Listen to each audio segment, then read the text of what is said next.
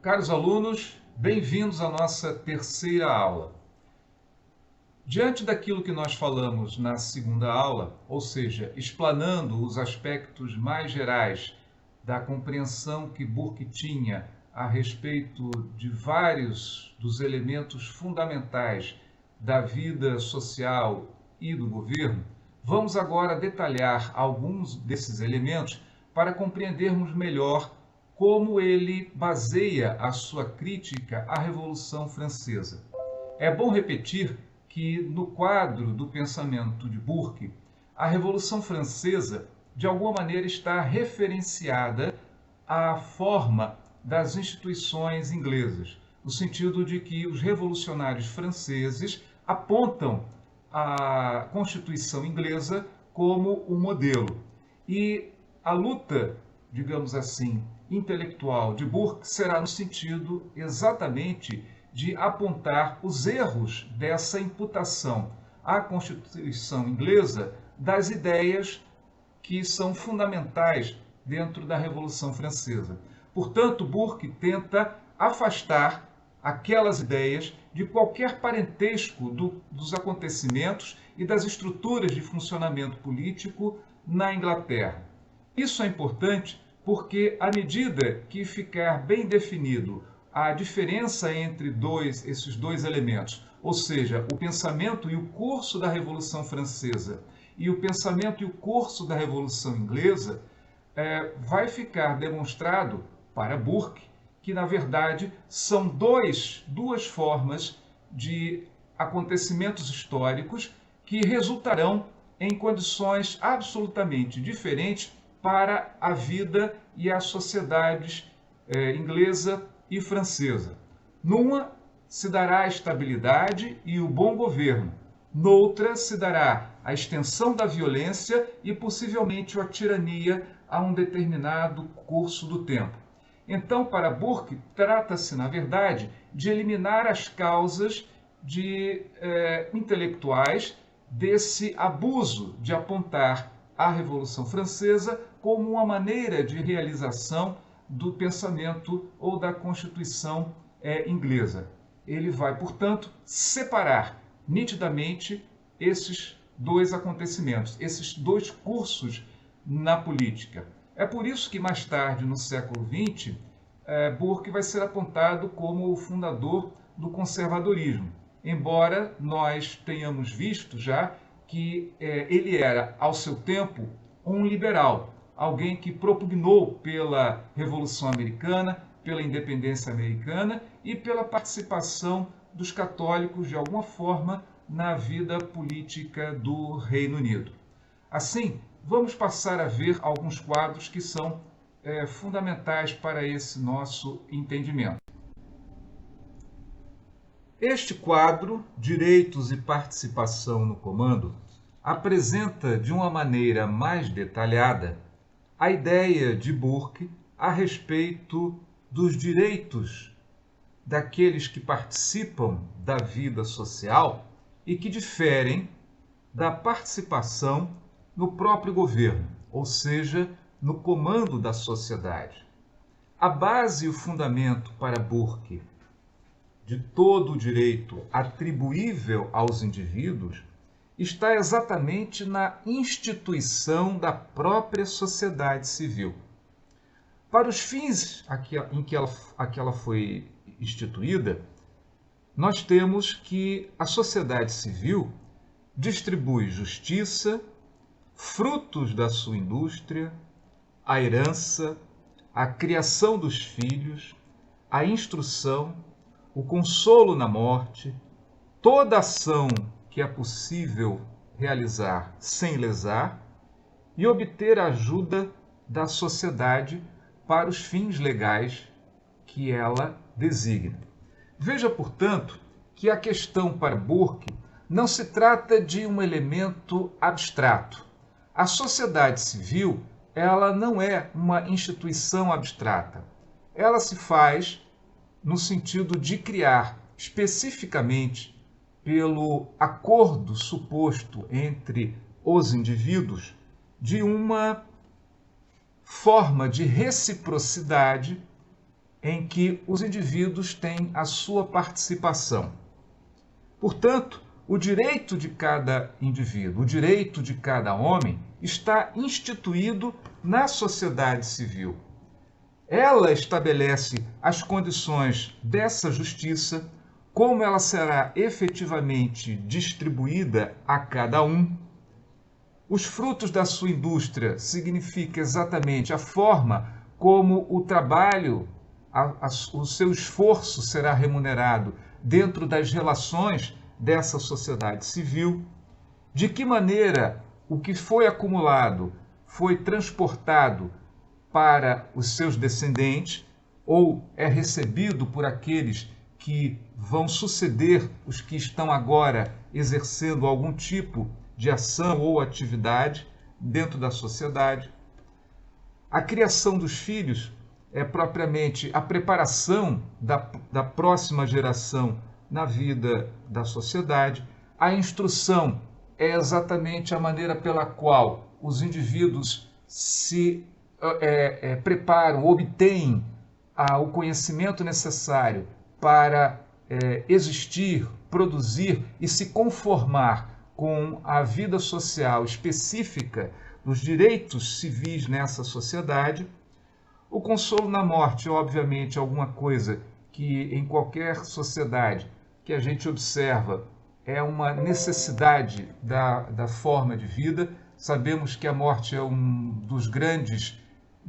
das grandes questões da humanidade, não seria diferente para a própria sociedade civil.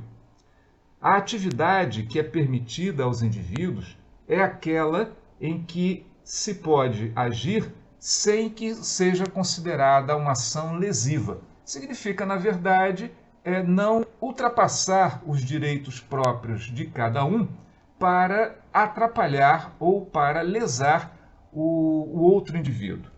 E, finalmente, obter a ajuda da sociedade significa contar com a força da sociedade como um todo para a consecução dos seus próprios objetivos.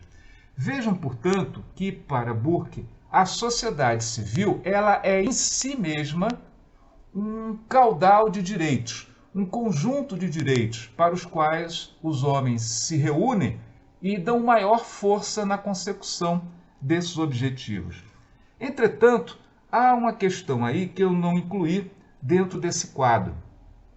É que apesar dos indivíduos serem, digamos, unidades materiais, não são, na verdade, os elementos únicos da vida social.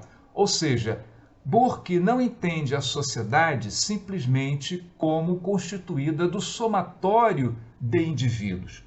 Ele observa entre a sociedade, a totalidade e as unidades individuais a existência de um conjunto de corpos intermediários, no sentido mesmo que Montesquieu nos apresenta no Espírito das Leis.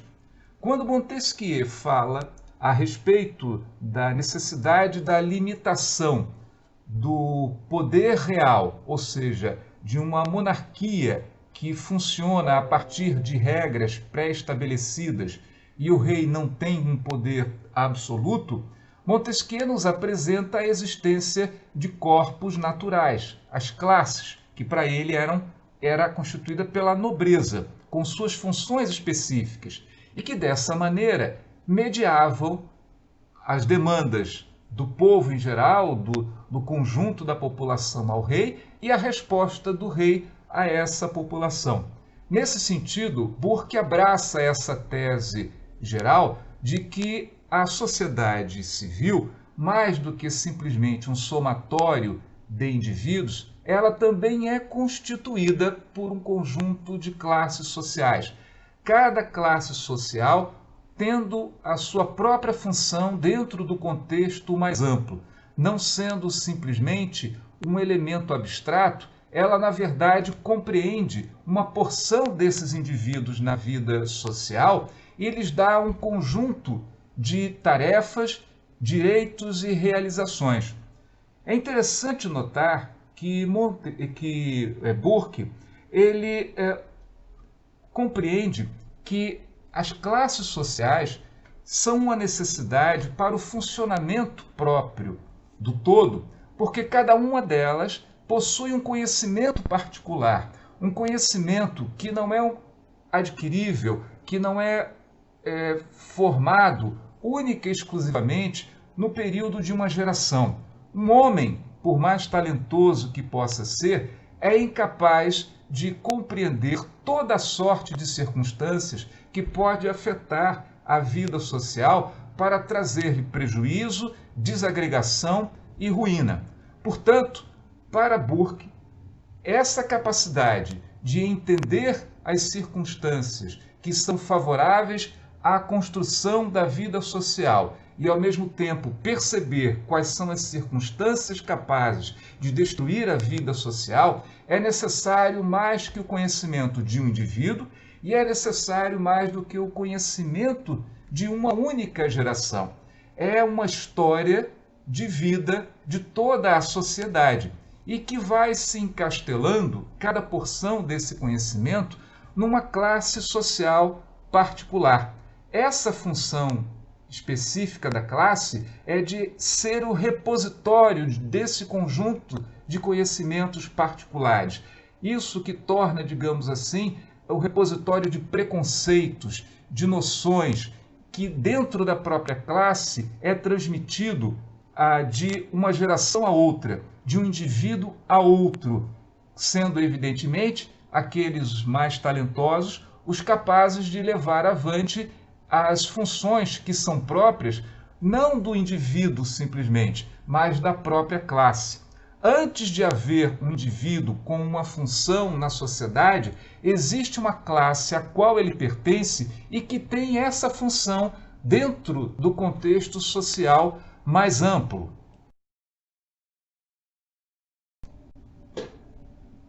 Ora, diante disso, fica mais fácil entendermos o valor que ele dá às distinções sociais, ou seja, as diferenças existentes entre as várias classes de indivíduos e como isso se manifesta materialmente. A ideia de preconceito em Burke não é uma ideia negativa. Muito ao contrário, constitui-se num aspecto positivo de distinção da sociedade nas várias camadas que devem existir para fazê-la funcionar como um organismo, cada qual tendo a sua própria função e tendo direitos próprios. Nesse sentido, o preconceito funciona como um conjunto de valores ou de subvalores próprios a cada camada social que facilita com que cada uma exerça as atividades que lhe são próprias e, ao mesmo tempo, facilita com que o exercício dessas atividades não seja contestado continuamente de pronto.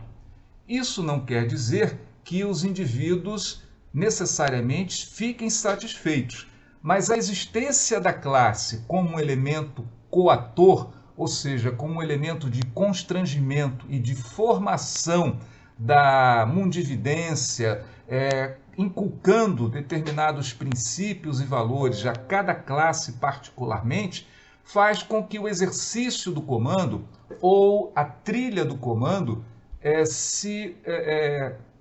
funcione adequadamente. Então, nesse processo, as distinções sociais, mais do que simplesmente uma relação de comando, é também uma relação que se afirma na aparência com que cada classe social se manifesta na sociedade. A posse diferenciada de bens é um desses aspectos importantes. Burke vai defender a necessidade de que, dependendo da função de cada sociedade, de grupos de indivíduos, essa posse seja diferenciada. E o conhecimento acumulado por essa classe na posse desses bens seja utilizada para a manutenção e o exercício da conformidade da comunidade como um todo. Essa desigualdade, que é fundamental e vista como natural, não só por Burke, mas não só também pela Inglaterra, mas por toda a Europa nos séculos anteriores, constitui uma das crenças mais arraigadas em toda a humanidade. Qualquer que seja a civilização para a qual nós olhemos, a ideia de uma diferenciação na posse de bens ou no exercício e no controle de determinados bens constitui-se muitas vezes em princípios fundamentais do funcionamento de uma determinada sociedade. E para Burke, essa posse diferenciada também era fundamental. Vejamos, entretanto, que Burke, apesar dessa sua crença, ele garantia apenas à grande propriedade territorial uma função excepcional na vida e na estabilidade da sociedade inglesa, por exemplo. Quando nós nos ocupamos de ver o desenvolvimento da sociedade inglesa, vamos ver que uma parte da nobreza manteve um controle territorial bastante extenso. E essa grande propriedade territorial constituiu para Burke uma necessidade na estabilidade do funcionamento da sociedade inglesa. A grande propriedade para Burke não é apenas um serviço a um grupo especial de pessoas na sociedade inglesa. Não serve apenas a uma classe, mas serve a algo maior, que é a própria ideia de propriedade. Porque à medida que se possa assacar contra a propriedade em geral alguma imputação de injustiça, a grande propriedade, pelo seu poder, pela sua força, não apenas pelo seu próprio tamanho, pelos interesses que ela envolve materialmente, de maneira imediata, mas também a forma como ela se representa dentro do contexto do Estado e da política, faz uma defesa do conceito geral de propriedade. A grande propriedade é, assim, uma trincheira na defesa da ideia de propriedade. Defende não apenas a grande propriedade territorial da nobreza, mas defende também o conceito geral de propriedade, inclusive aquela propriedade móvel mais abstrata, que é a propriedade do capital, que nem sempre se pode medir adequadamente e nem sempre se pode ver constantemente como uma propriedade rural.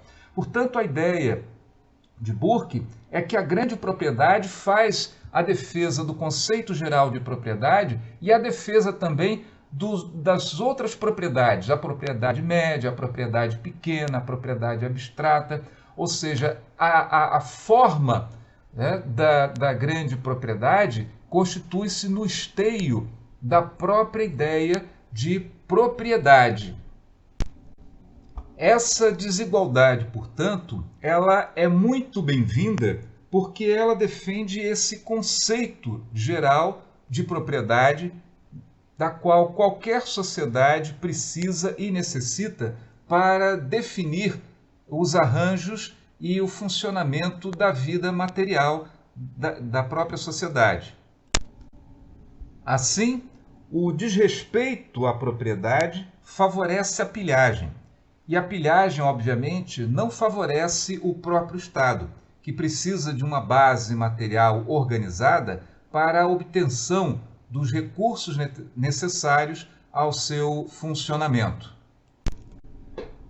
Ao lado direito, nós vamos perceber que o pertencimento à sociedade civil não significa que imediatamente se tenha a participação no governo, ou seja, que se tenha a participação no poder. Poder é ação. Poder é o conjunto de homens em ação para a consecução de um determinado objetivo. E é isso que efetivamente o governo é. E mais, o governo é criado para constranger as paixões, paixões que são naturais e sem limites nos indivíduos.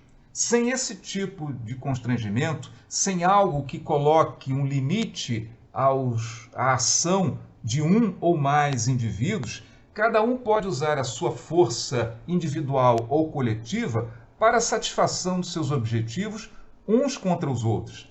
A existência de uma sociedade organizada e diferenciada constitui-se numa dádiva na existência dos governos, na existência desse constrangimento exterior que coloca limites ao poder independente dos indivíduos.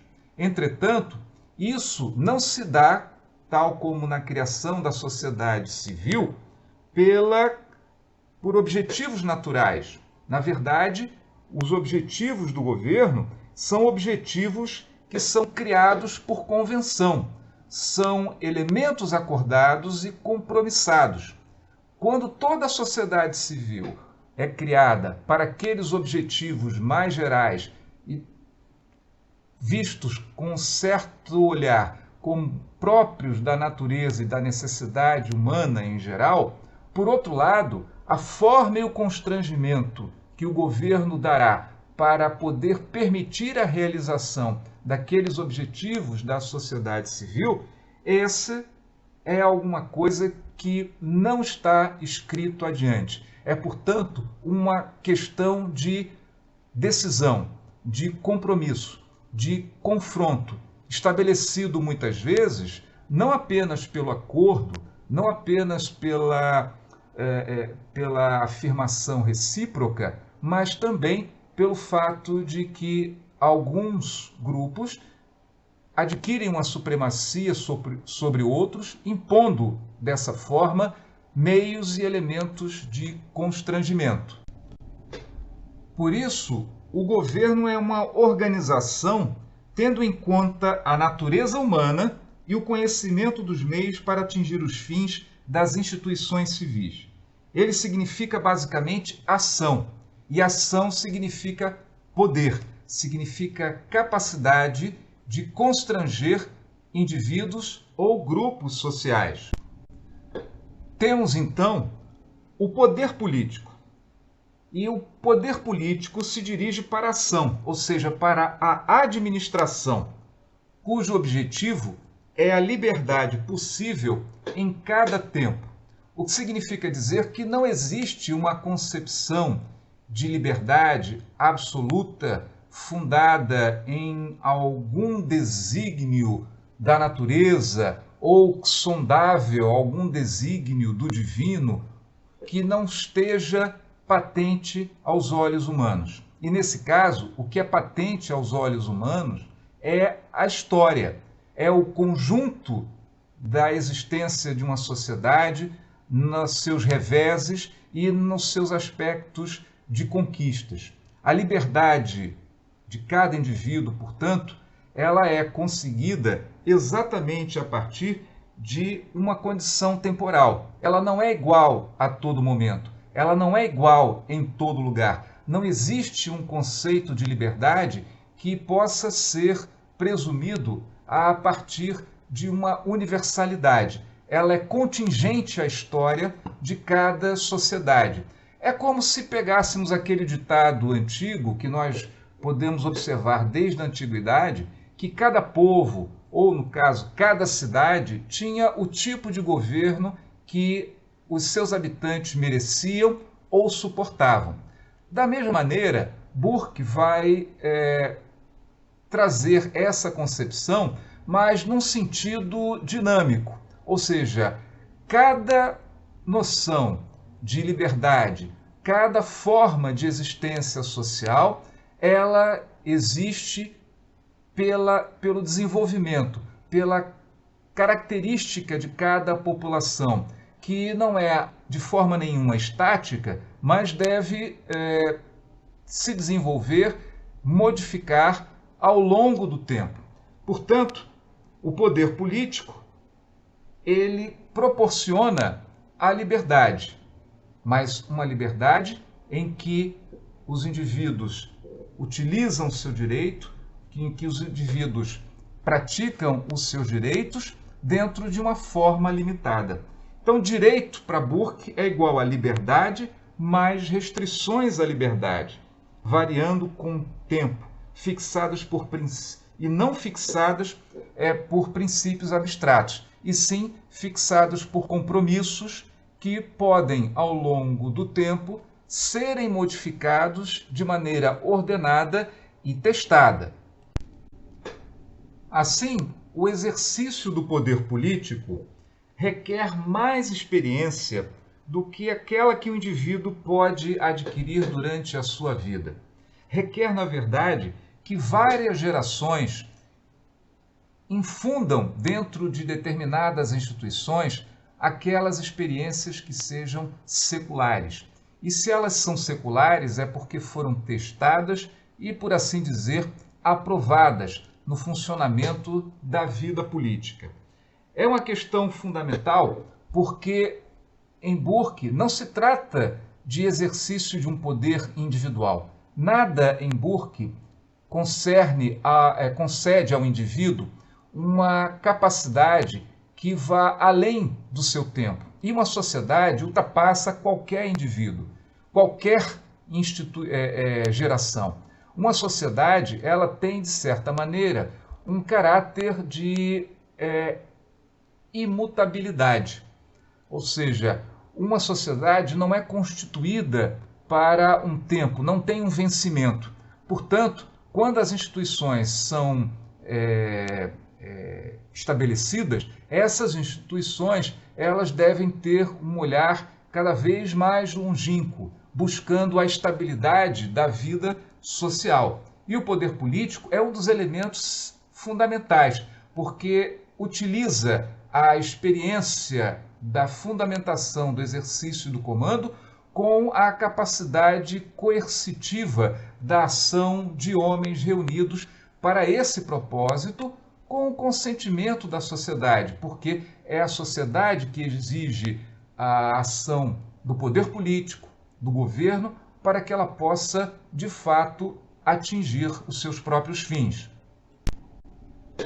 Mas isso não quer dizer que se possa confundir poder, ou seja, a força, o constrangimento, com o direito, ou seja, com as leis e com a moralidade tradicional. Porque quando alguém se convence de que a força ela tem o direito, ou força é o direito, poder é direito, então a força pode estabelecer todas as matrizes de obediência. E não é assim que Burke entende o funcionamento da vida social. Como nós vimos anteriormente, é preciso, em toda relação dentro da sociedade, que haja limite para as diversas partes. Existe um limite para o rei, existe um limite para a Casa dos Comuns, existe um limite para a Casa dos Lordes e existe também um limite para o próprio povo. Aliás, essa é uma das questões fundamentais para as quais ele levanta uma crítica com relação à Revolução Francesa. A forma como a Revolução Francesa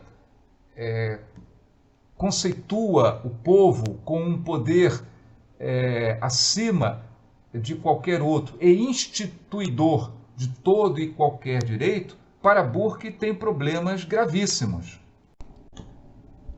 Ele entende que o poder do povo, ou seja, a força do povo, é tremenda e é instrumento, e ele é instrumento de si mesmo, ou seja, o povo necessariamente, quando usa o poder para seus próprios propósitos, não tem outra satisfação a dar que não a si mesmo.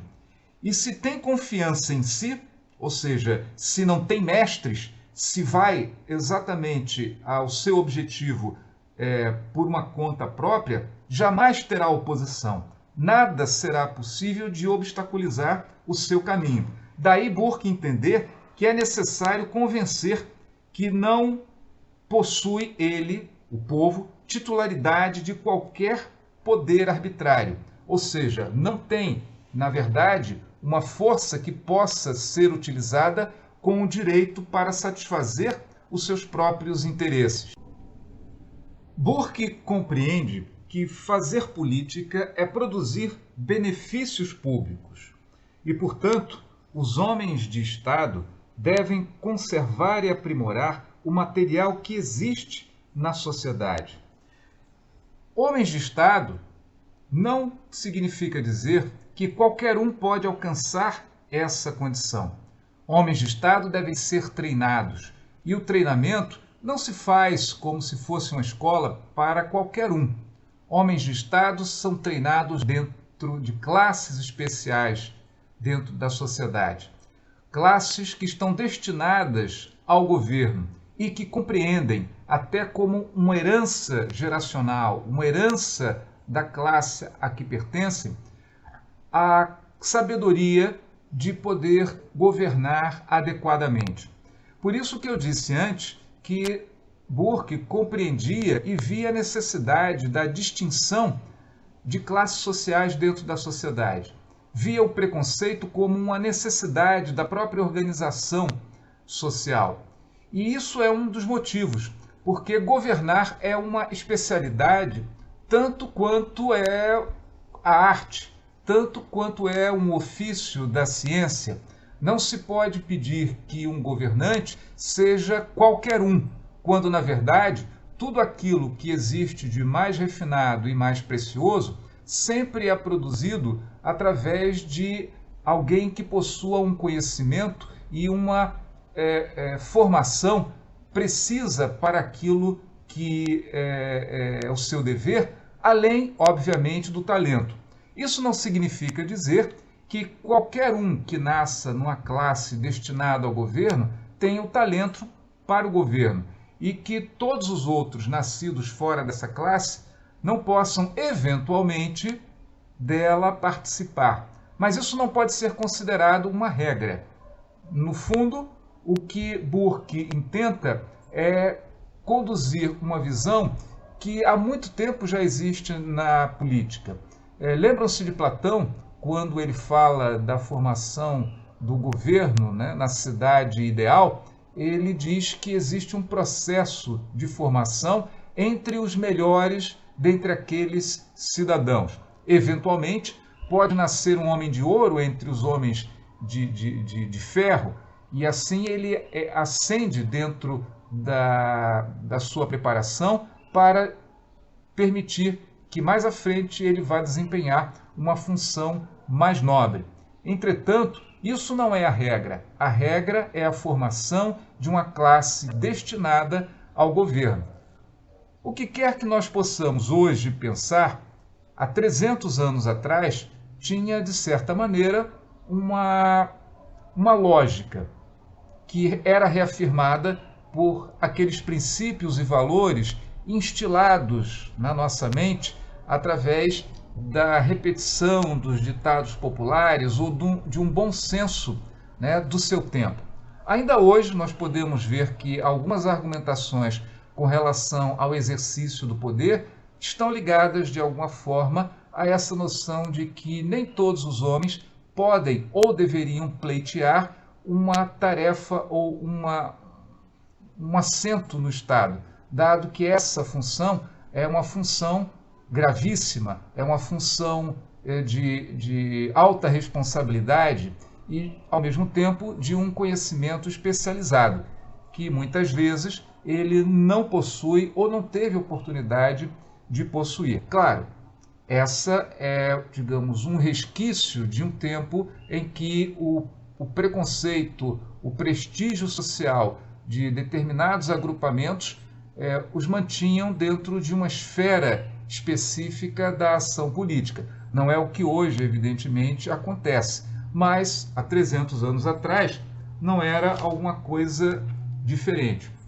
E vemos aqui também que quando ele observa que a produção de benefícios públicos é o destino do homem do Estado, é a função do homem do Estado, porque isso é fazer política, ele também nos aponta que existe uma certa balança nessa questão de aquilatar quando existe um benefício público.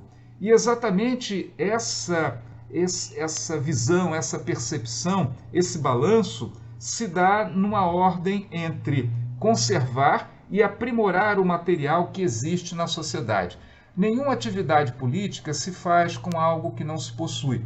Ou seja, a base da ação de qualquer político, de qualquer condutor da sociedade, daquele que manda, é exatamente a base social sobre a qual ele rege os destinos. Se essa base não é uma boa base, de fato ele tem limitações quanto aos seus objetivos. Entretanto, diz Burke, é preciso aperfeiçoar e aprimorar essa base. E eu acho que é exatamente isso que se constitui um aumento e uma ampliação de poder. Quando ele diz que quando se abusa ou quando se excede na atividade governativa, isso não é bom para aumentar a riqueza e a população, isso significa dizer também que um processo contínuo de bom governo, de trazer benefícios públicos à vida social, depende exatamente de manter aquilo que está funcionando, aquilo que traz benefícios e acrescentar outros tantos benefícios sem derrubar ou destruir aquilo que efetivamente produz já bons frutos. É por isso que ele vai, então, definir que o Estado é uma associação que leva em conta toda a ciência, toda a arte, toda a virtude e toda a perfeição. E os fins ligam gerações passadas, presentes e futuras. Portanto, o governo não é uma atividade que se deva levar tendo em conta apenas o interesse imediato, o interesse estreito e rápido, mas sim a manutenção e a permanência de toda essa estrutura de vida social, que só se pode conseguir através de um pensamento que vá além das condições imediatas sobre as quais se atua. Esse é um dever do homem de Estado. No próximo quadro, vamos mostrar um pouco dessa ideia de mudança e de conservação, como ele vê este processo dinâmico. Bem, esse quadro Conservação e Mudança apresenta a visão de Burke a respeito da relação entre conservar um regime político, mantê-lo com certas estruturas e a mudança como uma necessidade que vem com o tempo. Nesse sentido, a ideia dele é bem diferente daquela que nós fazemos a respeito da noção de conservador. É bom que nós tenhamos em mente que Burke é apenas a partir do século XX chamado de conservador e fundador do conservadorismo. À sua época, ele era um político mais atilado, mais avançado e que, em geral, tinha nos seus oponentes no parlamento do partido Tory exatamente aqueles que ocupam uma posição conservadora. Nesse sentido, a visão de Burke é uma visão na qual conservação e mudança, na verdade, constituem dois lados de uma mesma moeda, porque toda e qualquer sociedade, todo e qualquer Estado, na verdade, toda e qualquer forma de existência humana com alguma pretensão de perenidade, de permanência, tem sempre esses dois lados no seu processo de funcionamento.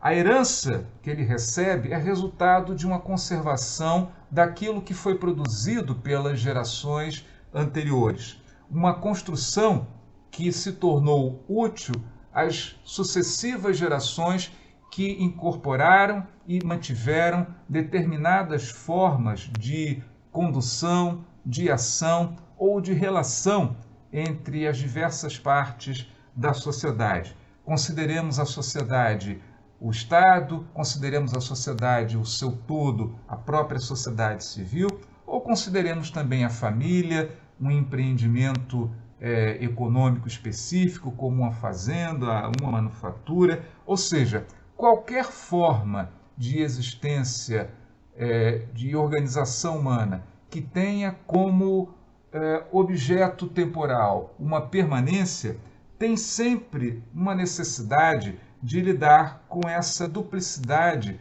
da sua existência. De um lado, a conservação daquilo que a instituiu e que foi constituído ao longo do tempo, e, de outro lado, uma adaptação contínua e sucessiva ao longo do tempo, e isso constitui a mudança. A conservação ele chama de herança. Ao processo contínuo de adaptação, ele vai dizer que é o aperfeiçoamento. Nesse sentido, ele utiliza uma palavra latina que é a palavra tradição. Traditio significa transmitir, passar de mão em mão, significa entregar alguma coisa.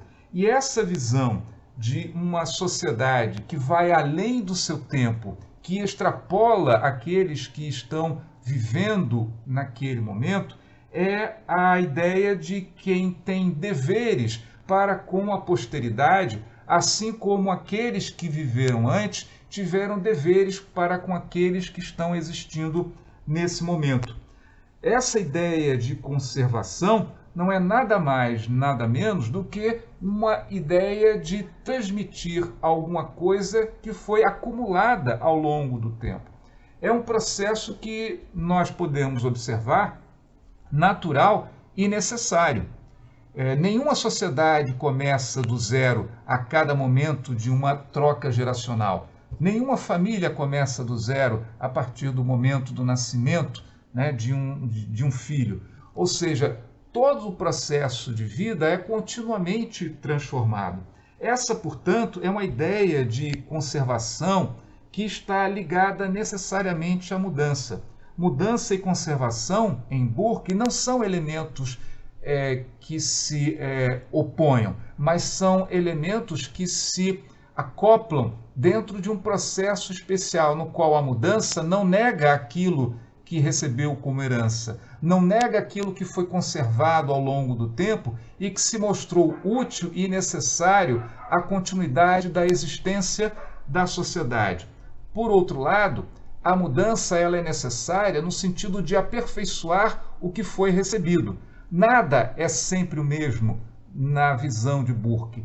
Tudo contém uma semente de transformação, de aperfeiçoamento, de enriquecimento, de acumulação de mais força, mais beleza, mais entendimento, mais facilidade. Todos os aspectos da vida são aspectos que podem continuamente tornar-se melhores à medida que o tempo passa, com mudanças que vão se coadunando com a herança recebida. Essa visão, ela é, na verdade, contraposta àquela visão que nós temos hoje a respeito de conservadorismo. Porque nós consideramos, em geral, hoje, como conservador, aquele que tem uma visão estática do mundo. E, muitas vezes, aquele que tem uma visão que retroage no mundo. A nossa condição política atualmente no Brasil é muito disso, né? Nós chamamos muito de conservador aquele que nega os últimos progressos e tenta retornar a uma instância, a um momento anterior em que esses progressos ou essas condições não existiam. Isso em nada tem a ver com a visão de conservar de Burke. Na verdade, isso é muito mais parecido com uma visão de retrocesso na vida social do que conservação. Porque a conservação, o conservadorismo, ou a visão de Burke de conservar, ela está aberta à incorporação. Ela está aberta a um processo de mudança, mas de uma mudança que se mostre útil à segurança, à paz e à continuidade da vida social. Algo que não seja contrário exatamente a essa vida social. E mais, ela é interna à ordem do mundo.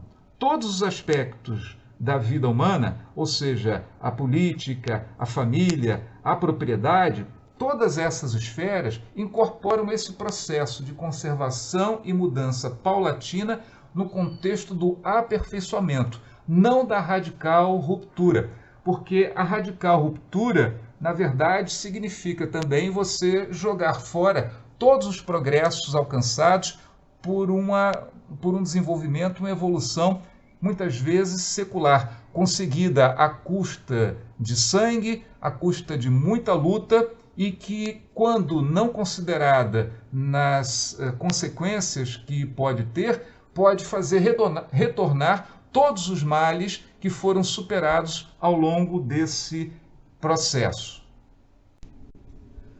Assim, é quase um insulto se de fato considerarmos Burke um conservador ou o fundador do conservadorismo, ligá-lo a essas personagens que, ora, nós vemos com grande responsabilidade e liderança em todo o mundo, tentando destruir tudo que se construiu e que se aperfeiçoou ao longo do tempo, tentando destruir instituições que formularam novos modos de vida e permitiram que as pessoas pudessem ter um pouco mais de participação no processo de decisão política.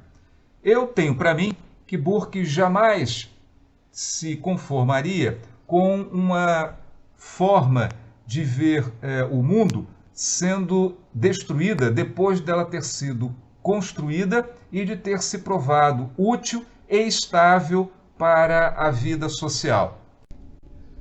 Portanto, a noção de conservadorismo que nós temos hoje, ligada a um discurso moralista de baixo nível, ligado ao retrocesso da vida institucional e da vida política, ligado à negação de formas mais estáveis de condução da vida social, dificilmente teria uma aprovação, né, de Burke. Mesmo considerando que Burke tivesse uma visão de sociedade dividida em classes e que essas classes tivessem suas respectivas responsabilidades, provavelmente ele não atribuiria como personagens gratos às responsabilidades da direção geral esses que hoje nós conhecemos na vida pública internacional.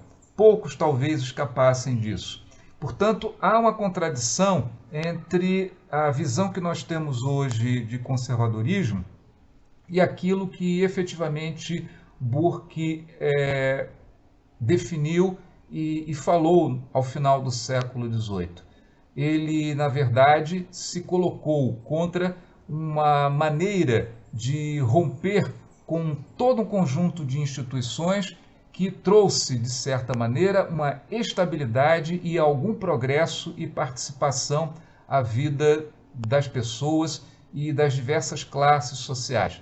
Ele, na verdade, é alguém que se coloca contra toda a instabilidade na condução do mando, porque sabe o preço que se paga quando essa instabilidade ela é acionada na vida política. Quando se depõe as instituições garantidoras dessa estabilidade, entra-se no que ele chama de uma confusão civil, que pode muito facilmente levar a uma guerra civil. E a guerra civil não é uma guerra de discursos, não é uma discussão. A guerra civil é sangue, é suor, são lágrimas, é um contexto de muita destruição. E Burke fala do alto da experiência inglesa, que não foi tão pacífica quanto geralmente se quer dizer quando se fala da Revolução Gloriosa. É bom notar que a Revolução Gloriosa ela teve aquele desfecho porque antes já tivemos uma guerra civil na Inglaterra e uma república que durou 10 anos e uma sociedade governada por um ditador chamado Lorde Protetor, que foi Cromwell. Bem, levando em consideração todas essas ideias de Burke a respeito de política, nós compreendemos melhor por que Burke faz uma crítica tão áspera à Revolução Francesa. Ele contrapõe a experiência histórica balizada pelas gerações a uma forma de condução da vida política fundada na mera especulação filosófica, sem qualquer experiência de fato que traga alguma possibilidade de estabilizar a sociedade em crenças bem firmadas. Ele condena, por exemplo, a destituição de algum valor de todas aquelas funções historicamente herdadas na França, por exemplo, do passado medieval. em que as partes da sociedade, em que os grupos privilegiados tinham as suas funções específicas, seus deveres para a comunidade como um todo. À medida que foram abolidos os privilégios e os preconceitos, na verdade, foram extintos como forma e valor de condução das atividades políticas e sociais, embaralha-se todo um contexto social e carrega-se para o âmago da atividade política um conjunto de pessoas que jamais teve, de fato, qualquer experiência ou lhes havia sido passada qualquer experiência dessa atividade da condução política. É claro que nós sempre podemos criticar o fato de que essa visão de Burke é uma visão estreita e que mantém em um grupo social a direção da sociedade. Mas a história da Revolução Francesa mostrou que, na verdade, mesmo com as declarações de generalidade de direitos e participação no poder, essa nunca foi uma realidade que se mostrasse incontroversa. As diversas fases da Revolução Francesa mostraram como grupos diversos se aproveitaram diferentemente para exercer o seu controle sobre o diretório, a convenção, a constituinte, o legislativo e, finalmente, no processo final, quando se institui um triunvirato que tem um domínio com Napoleão, como as diversas formas rapidamente foram ultrapassadas umas pelas outras e levando à completa destituição dos objetivos da própria Revolução Francesa, que era fundamentar a liberdade numa França que se acreditava destituída dessa fruição. Quando se acreditava que no absolutismo não havia possibilidade de exercício de alguma liberdade. Burke vem dizer, ao longo do tempo, o próprio desenvolvimento do sistema foi acrescentando facilidades e contenções ao poder. Mas com a vinda da Revolução Francesa, tudo havia sido jogado por terra. E a própria ambição dos grupos que agora participam do poder sem terem tido uma experiência anterior, e aí são o baixo clero, são advogados, pequena burguesia, a grande burguesia, que agora não tem mais o crivo dos interesses dinásticos para se apresentar ou controlar parte das decisões do próprio Estado, tudo isso se embola num conjunto de lutas que não são apenas discursos no parlamento. Essas lutas significaram guerra civil, isso significou o grande terror, o grande medo, isso significou mais de 40 mil mortes pela guilhotina, fora as guerras que, obviamente, tiraram a vida de muitos franceses e de muitos europeus. É, portanto, uma consequência para a qual Burke chama a atenção. Em política, você não tem a palavra ou tem ação e ela não tem consequência. É preciso pesar essas consequências. E para pesar as consequências é preciso ter história, é preciso ter conhecimento. Um conhecimento que não vem com o indivíduo e que não está na sabedoria de um indivíduo obtê-la isoladamente. A crítica que ele faz à França é exatamente esse desarme de todas as instituições que continham a sabedoria.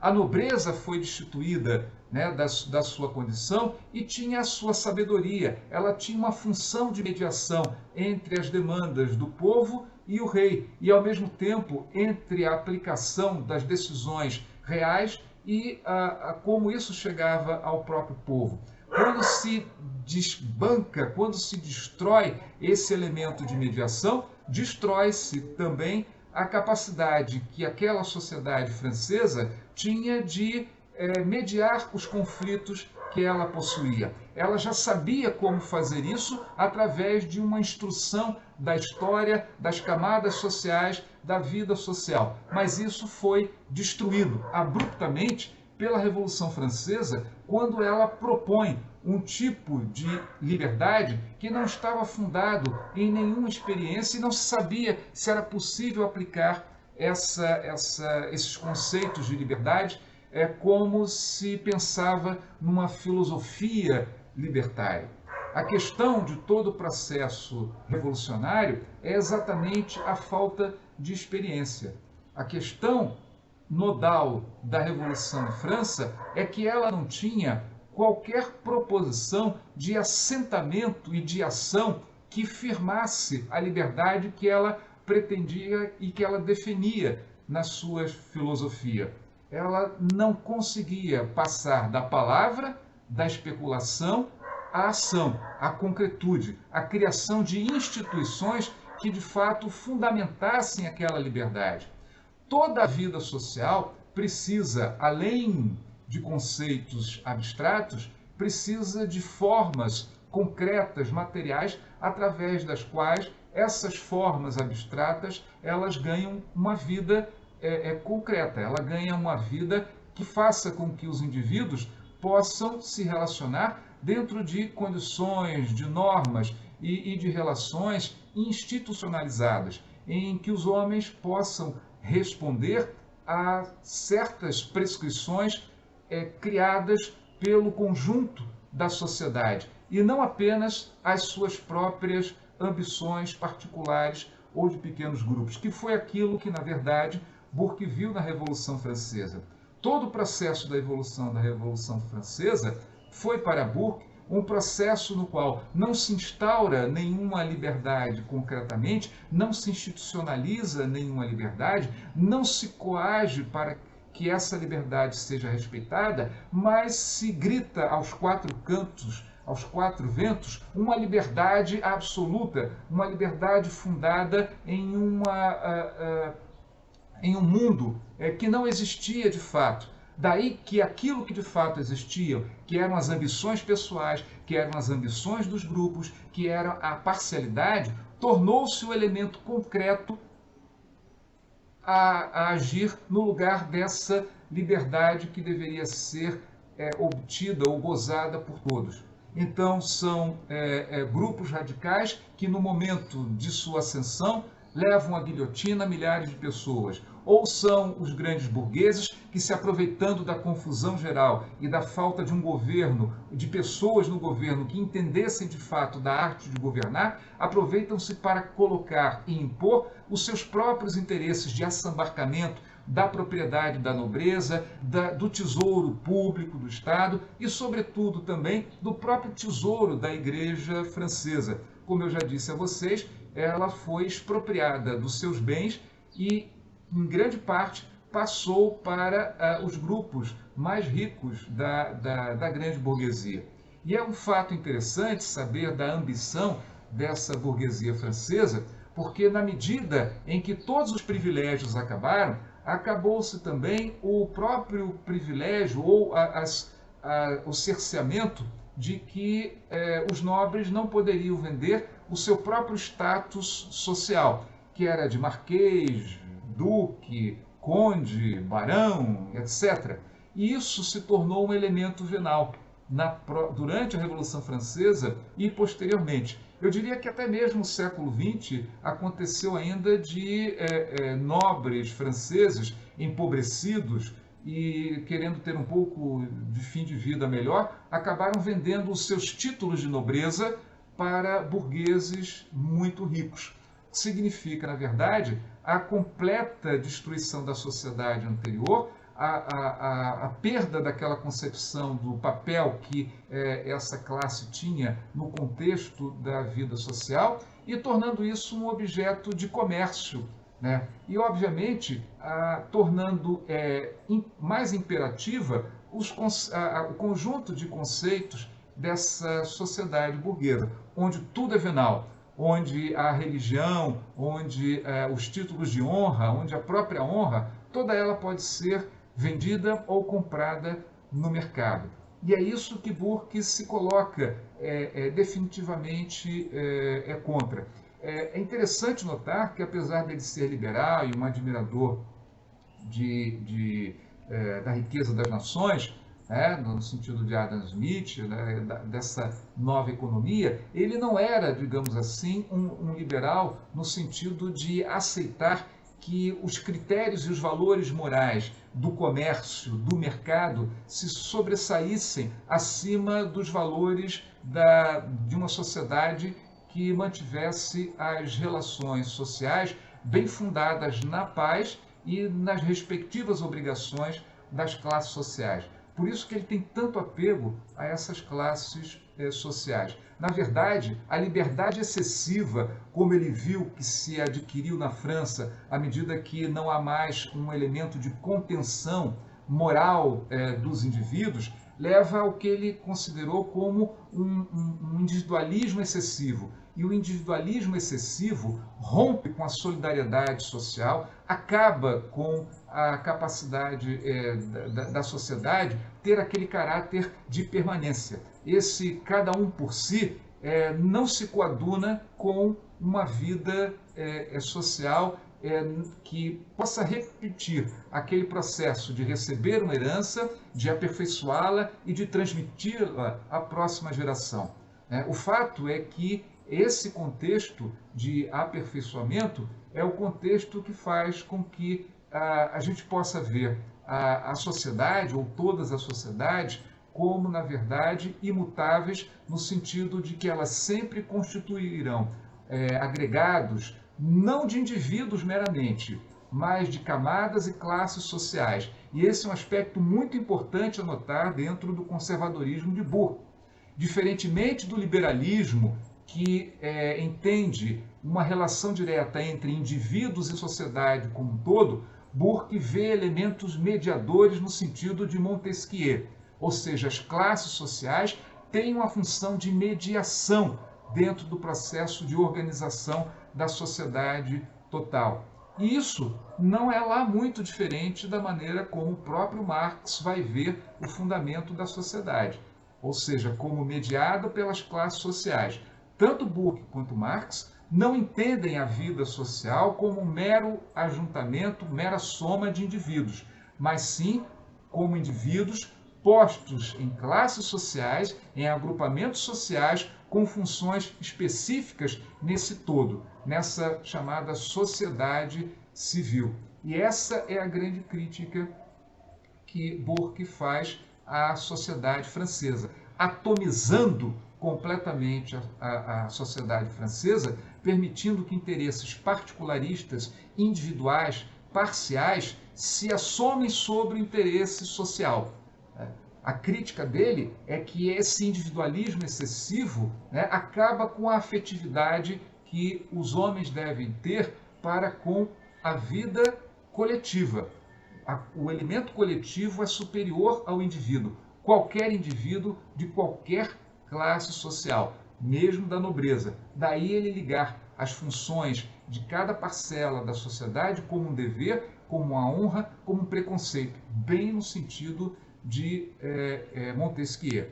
Portanto, nada tão diferente, nada mais diferente das ideias que nós temos hoje a respeito do conservadorismo do que essa visão do chamado fundador do conservadorismo. Porque hoje nós temos em mente a ideia de conservador como sendo aquele elemento retrógrado, aquele que volta atrás, aquele que retroage. Isso não é a ideia de Burke. Essa é uma ideia, digamos assim, de uma tentativa de nomear determinadas posições e ações políticas que seriam melhor definidas como posições políticas retrógradas, aqueles que querem retroagir, voltar, destruir. Um conservador não destrói boas coisas. Um conservador mantém aquelas coisas que se constituem em aperfeiçoamento, em melhoria e que garantem melhor a paz e a comunidade, a ligação entre as diversas partes da sociedade. Um outro aspecto que é bom tornar relevante em Burke é o fato de que ele é considerado no século XX como o criador da luta ideológica, porque ele cedo percebeu, justamente através da transposição do discurso da Revolução Francesa para a Inglaterra, do perigo da contaminação dessas ideias. Então ele propõe abertamente que se deve combater o discurso da Revolução Francesa, que se deve não apenas proibir, mas, na verdade, se argumentar contra esse discurso de liberticídio, porque ele não vê como resultado da Revolução Francesa a liberdade, ele vê a tirania. Nesse livro, né, acho que ele morre em 1795 ou 97, eu não sei, agora eu não me lembro bem, mas nesse livro está aqui uma mensagem em que ele diz: o desenvolvimento da luta interna na França chegará a um momento em que a necessidade de paz diante de tantos conflitos levará a se pedir que alguém assuma o comando com mão e com força, estando, portanto, a sociedade francesa aberta e disposta a admitir um tirano que imponha a paz pela sua própria vontade, pelo seu próprio talante, uma vontade particular, não a vontade de compromissos históricos fundamentados, mas uma vontade particular impondo uma paz a partir do seu próprio tirocínio. Eu gostaria de ler, antes da gente finalizar, nesse texto aqui da Universidade de Brasília, né? Perdão, minha mão tocou o mouse e desligou a gravação. Então, como eu dizia, eu gostaria de ler um pequeno trecho no qual eu acho que o espírito de Burke fica bem claro. Apesar dele ser um contestador das ideias iluministas apontadas como fundamentos da Revolução Francesa, ele, na verdade, me parece ter um espírito bastante iluminista. Olha só o que ele diz na página 113.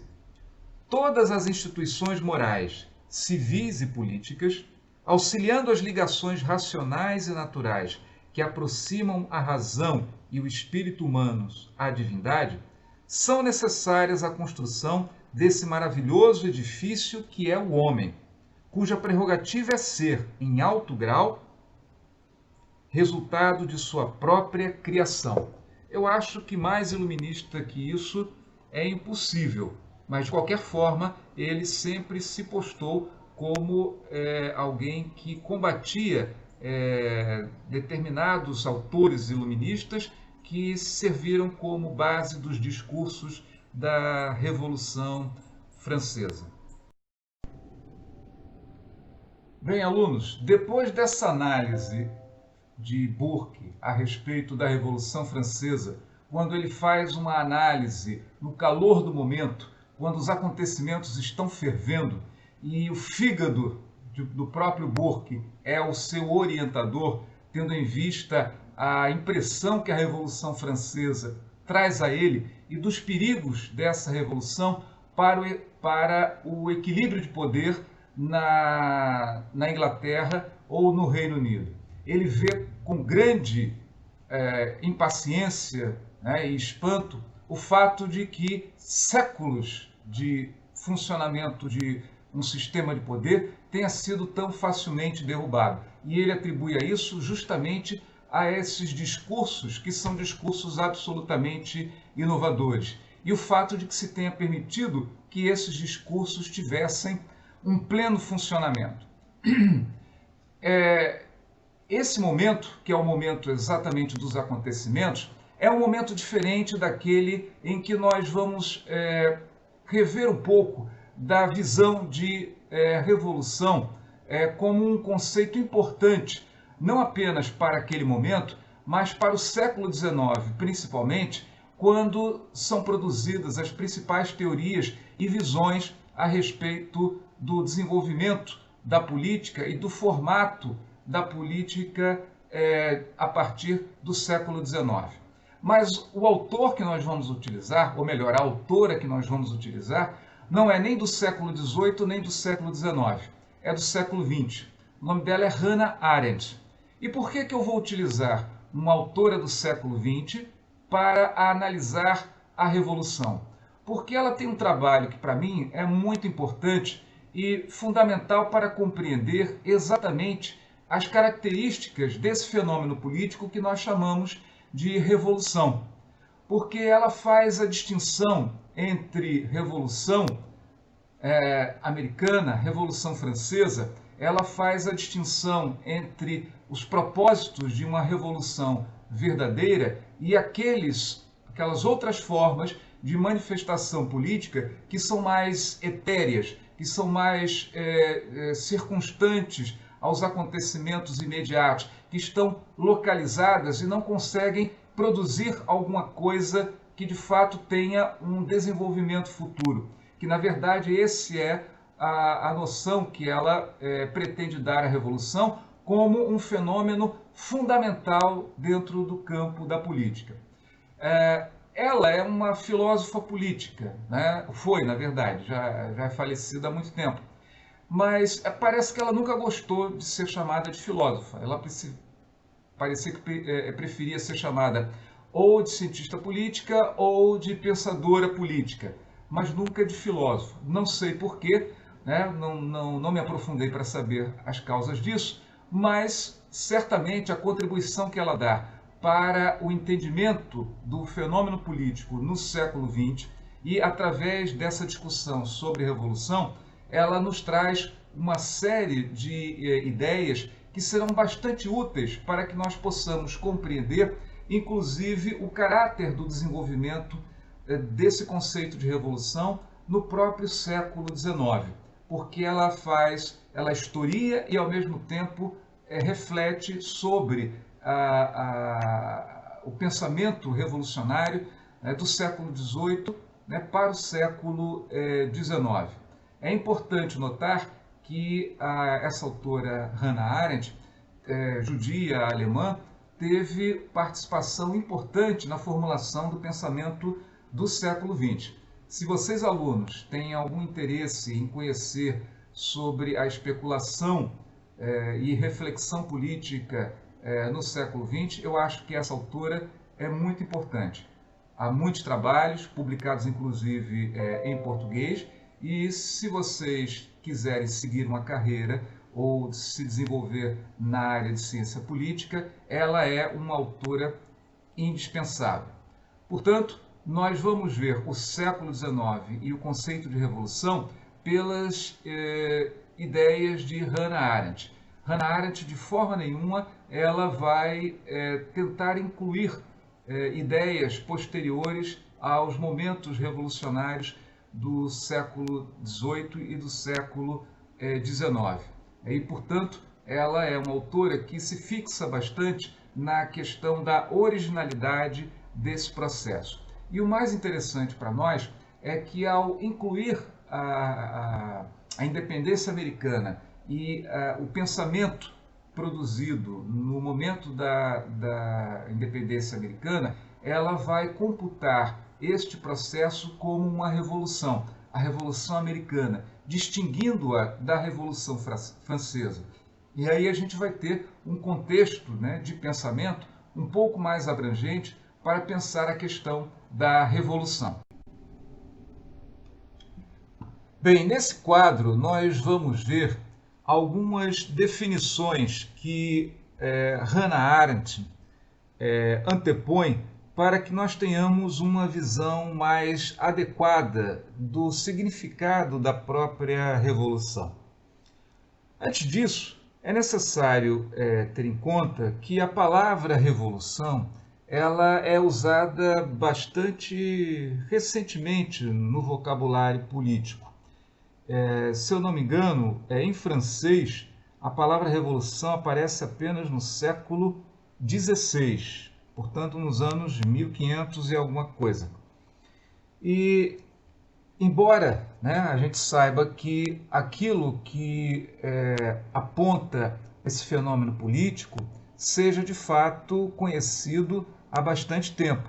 As leituras que vocês fizeram de Platão e de Aristóteles, por exemplo, são muito elucidativas sobre as maneiras pelas quais as cidades transformavam as suas formas, os seus regimes de governo, em geral, numa luta entre ricos e pobres nas cidades gregas.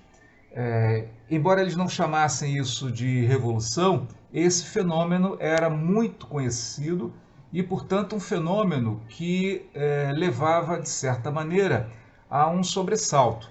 Se vocês se lembram, Aristóteles chega a mencionar naquele livro dele, A Política, como essas passagens de um regime a outro, muitas vezes levavam a violências, né, inauditas, como, por exemplo, os filhos dos ricos sendo colocados em uma área e os cavalos passando sobre as crianças, os jovens, e de outro lado, quando os ricos recuperam o controle da cidade, queimam, por sua vez, os pobres e a sua prole, né? Ou seja, formas, né, de violência e de afirmação, mostrando que muitas vezes esse processo é constituído de uma violência que vai ao paroxismo,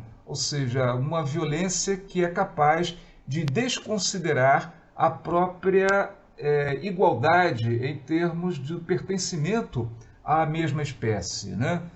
Os homens parecem que não se veem, né, uns aos outros como tal, quando estão numa luta política nesse nível, né, de radicalidade. Então, esse fenômeno da revolução, da troca de regimes, ele é antigo. O nome revolução é mais recente.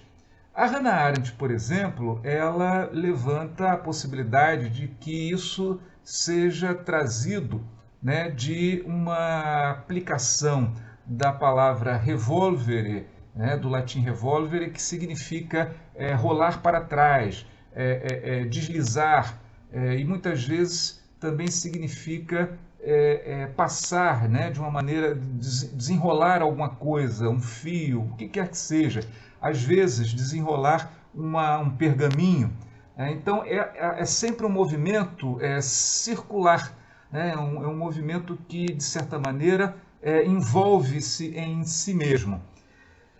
E a Hannah Arendt, né, aponta essa questão, né, de que a revolução ela tem sempre, de certa maneira, uma base de violência, que ela chama de violação. A violação significa uma ruptura pela violência. E esse é um aspecto interessante, porque ela vai separar a revolução, que tem uma conotação política, desse aspecto da prática e do exercício da violência, que ela vai dizer e vai apontar como sendo não político.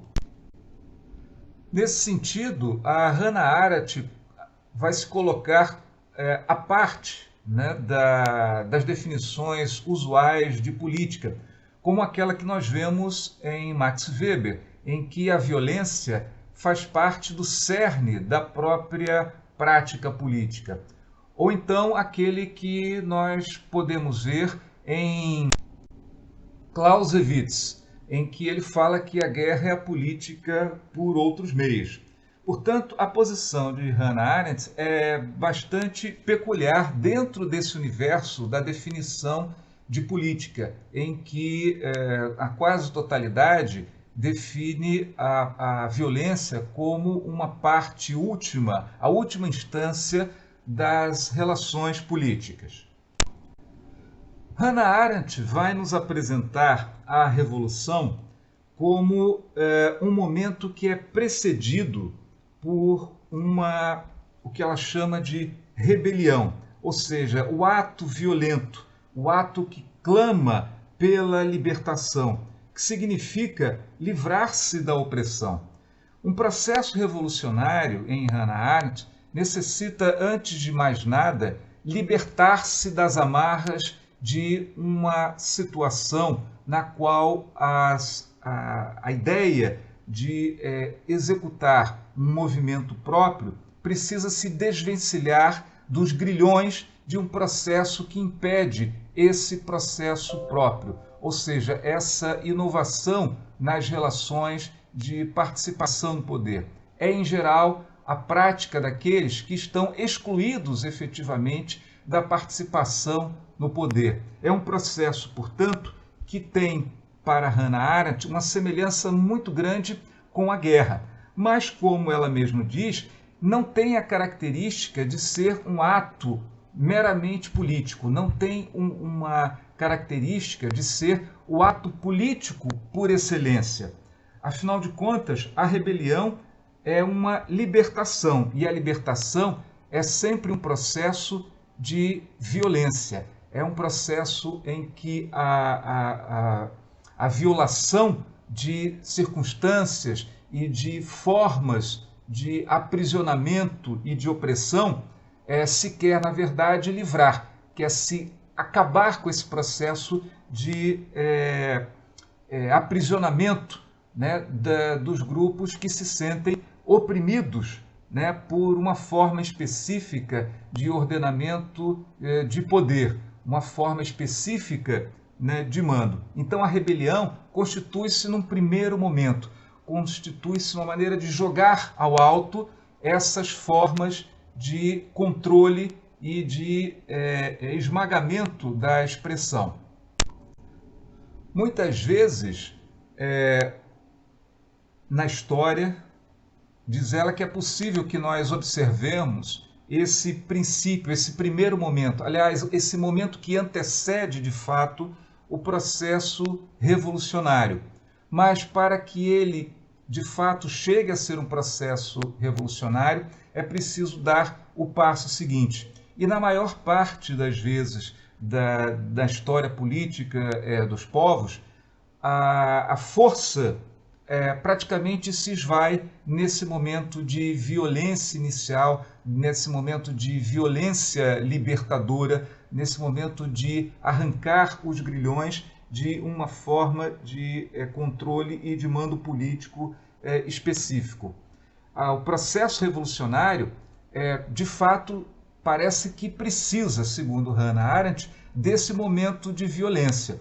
Mas não sendo um momento político, não é um momento instituidor. E aí que está a diferença para ela quanto à questão da revolução.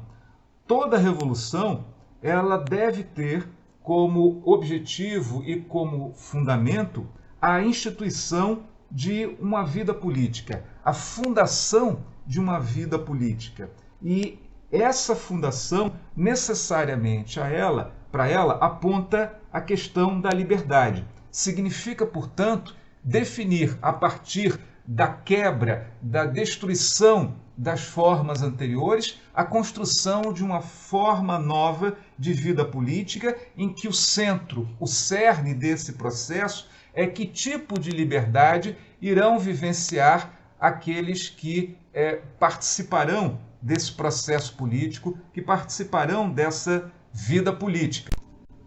Assim, no entendimento dela, nós temos um momento negativo anterior, de negação anterior, e um momento afirmativo posterior. Esse movimento afirmativo é o movimento necessariamente político porque ele é construtivo. Ele constrói a liberdade, define a liberdade, organiza a liberdade. Mas a liberdade não é, para ela, uma definição fundada digamos assim, num absoluto, né? Tanto assim que ela vai nos apontar uma questão relativa às formas como a liberdade pode ser entendida. E ela nos levanta a questão da definição da liberdade antiga e da liberdade moderna. Nós vamos ver que essa não é, digamos, uma visão que ela inaugura. No decorrer da nossa disciplina, vamos ver que isso já no começo do século XIX já é um entendimento do processo revolucionário, da consequência desse processo revolucionário.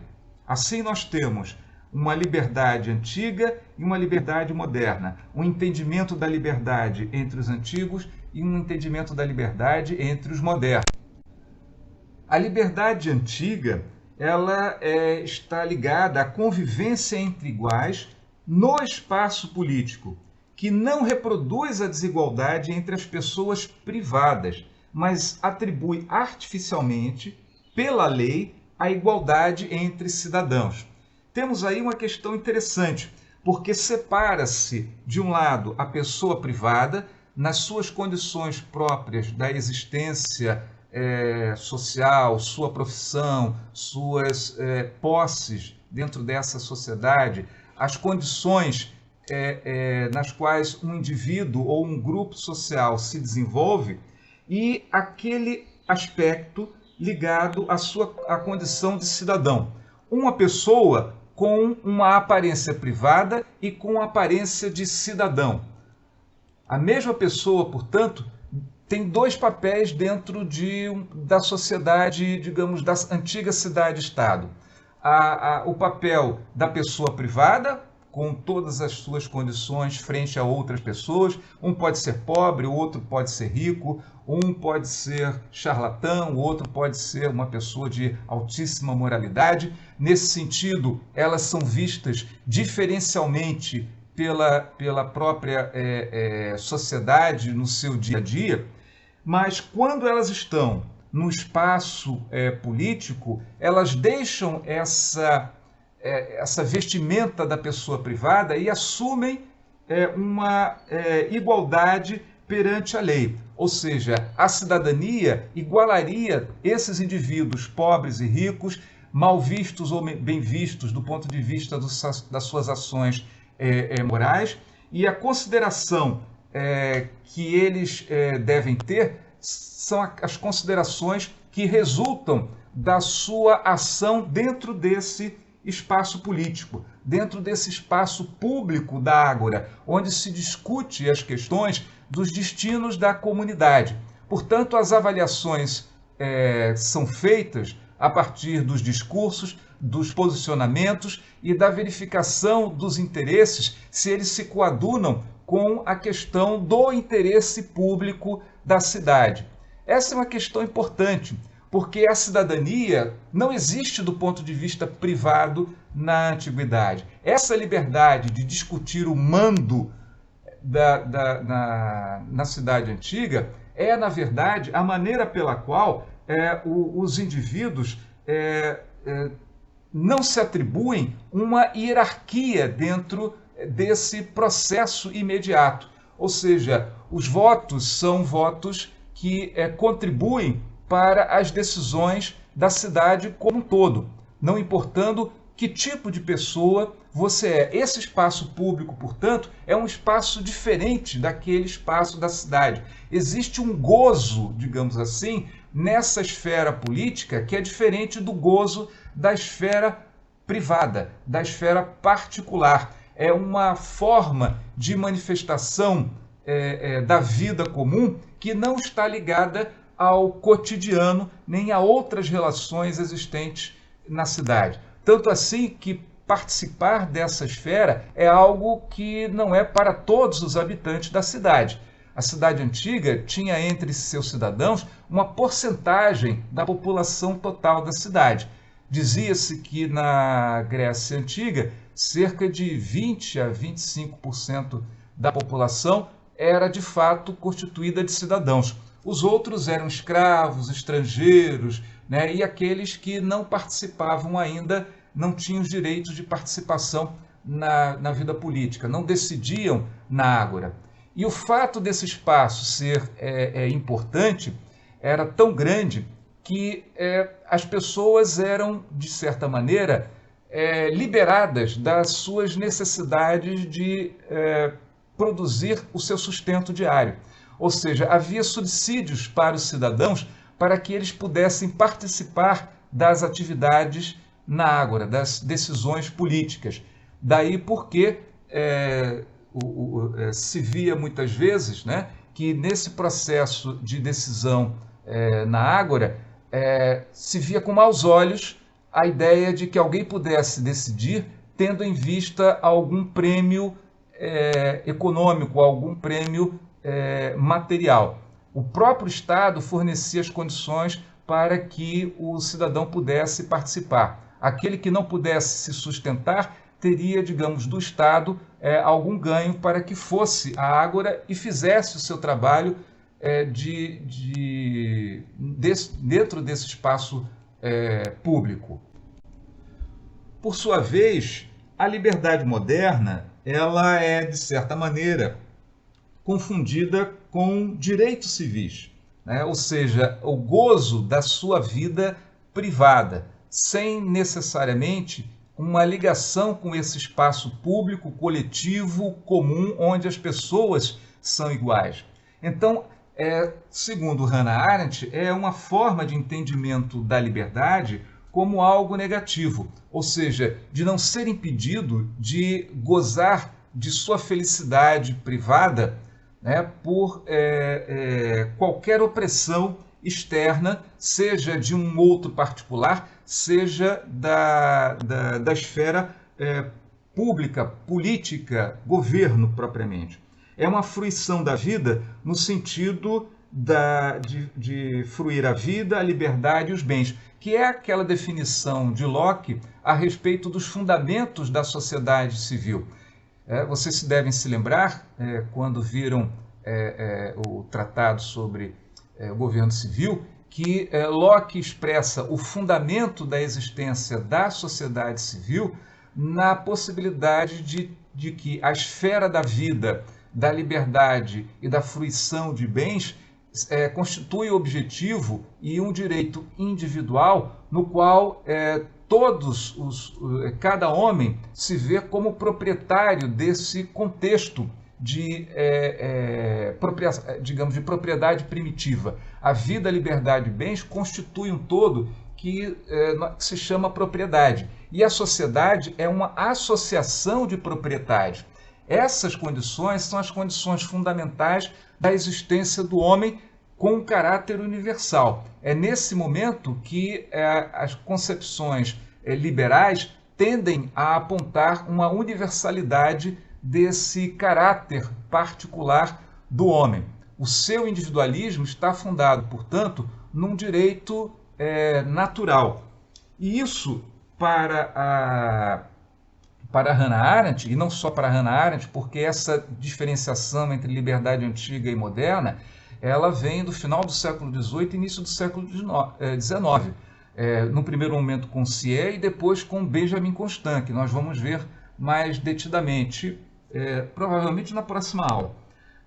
E essa diferença entre fruição de uma liberdade pública coletivamente, em conjunto, num plano de igualdade, e a fruição de uma liberdade negativa, ou seja, de não ser oprimido na fruição de seus bens privados, da sua vida privada, de poder ter uma redoma individual ou do seu pequeno grupo de circunstâncias, sem interferência do elemento coletivo, constituem, de fato, duas imagens diferentes da noção de liberdade.